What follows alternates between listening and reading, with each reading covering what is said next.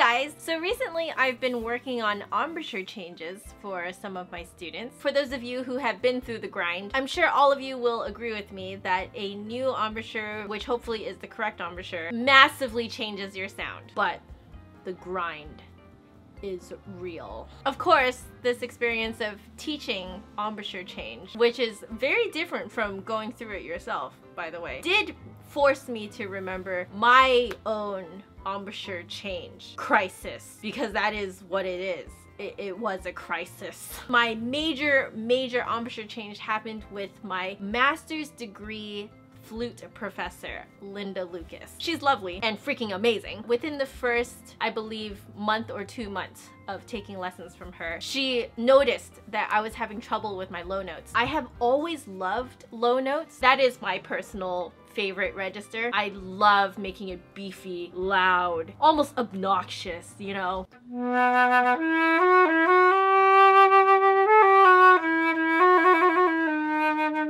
I love stuff like that. Oh, it hits that sweet spot. I could never really create as beefy of a sound as I wanted in that low register, and she noticed that I was struggling with that. So she started messing with my embouchure and realized that I was not doing what's called a frowny embouchure. So the gist of it is that there are two major ways of producing a flute embouchure. One is the smiley and one is the frowny. The smiley is very unfortunately taught most of the time, but it actually is not very efficient for flute playing because you're pulling your lips against your teeth. It doesn't give yourself much room to move your lips around, be flexible. It just doesn't give you a lot of room between your teeth and your lips. In order to smile, you'll notice that you kind of have to press your cheeks inward as well. So that also kind of closes off the amount of room that you have inside of your mouth, the cavity within your mouth. But if you do the frowny embouchure, like this, you'll notice that it forces everything out and forward, which basically creates more room between your lips and your teeth. It also forces your cheeks outward too, so it creates a larger cavity inside of your mouth. So that's where you can really get that beefy sound coming out. I was watching her do this in the lesson. I tried and I was like,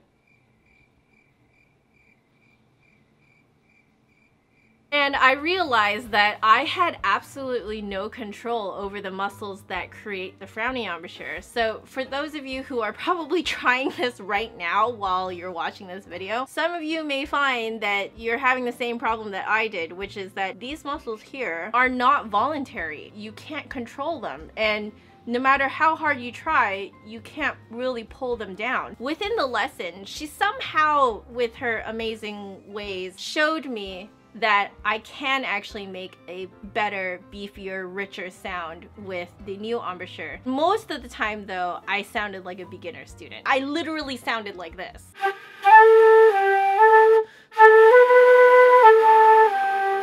I was crushed because I was like, how am I going to make it through this entire degree if I can't even freaking play the flute anymore right now? How did I even freaking get into this degree in the first place? I was even starting to question whether I should be a flutist. I was questioning if I should maybe even drop out of music school. I had all these like crazy etudes, concertos, sonatas, and blah blah blah that I was practicing and performing, and I couldn't even freaking play Mary Had a Little Lamb. I am the type of person who is very in touch with their emotions and their feelings. I don't think it's that much of a surprise that I became a musician. I knew myself and I knew that I get really wrapped up in my feelings. So I was like, okay, I guess I just need to come up with a plan and just do it. I thought to myself, okay, if I don't even know how to control my muscles yet, these muscles, I need to learn to control those first. So I literally stood in front of a mirror for 45 minutes to an hour every single day just doing this.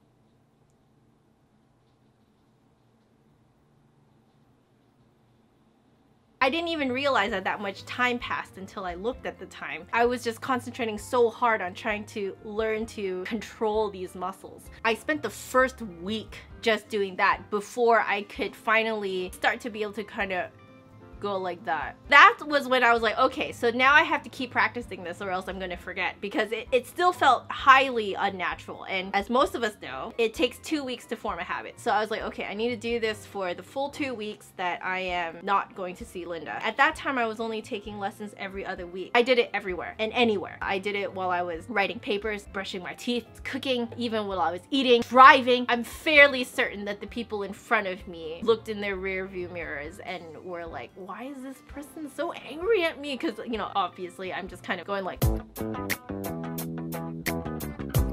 At that point, I was living about an hour's drive away from school. So I was doing that 2 hours a day. And by the end of that week, I was able to pull it down all the way. And in the middle of that was when I was like, okay, I can put this back on the flute. And I literally only practiced tone, because I figured that all of my technique, etudes, and repertoire would sound like crap anyway if my tone was crap, because I wasn't used to my new embouchure yet. So I decided, nope, I'm gonna get used to my new embouchure first so that I don't have to think about it too much while I am playing my other music. So that's why I only did long tones. Like, I did not touch my other music at all. If I did touch them, I was not actually playing it. I was only reviewing the fingerings on the flute. I remember going back into my next lesson and thinking to myself, okay, this better work. I'm just gonna wing everything else. By that point, my low note long tones were back. I cut it pretty close. I really felt like I nailed it the day before I went back to lessons. Even 2 days before I went back to Linda, I still was not feeling confident and I was actually kind of freaking out. As soon as I started playing, Linda just had the most amazing,